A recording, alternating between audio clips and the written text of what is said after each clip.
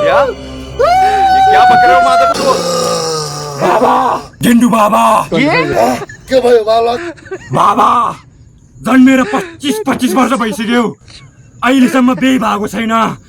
यो हातलाई दुःख भइरहेछ बाबा के भयो हेरिदिनु पर्यो बाबा बाबा को हातले जाठ बालक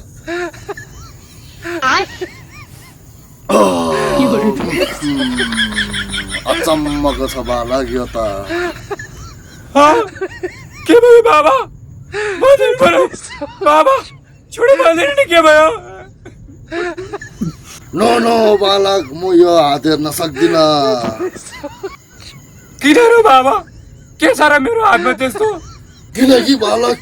तिम्रो केटी अर्कैसँग सुत्दैछ बालक अझै दुईजनासँग सुतेर मात्रै तिम्रो जीवनमा प्रवेश हुनेछ बालक यो के भन्दैछ गेन्डु बाबा तपाईँ छुरी निकाल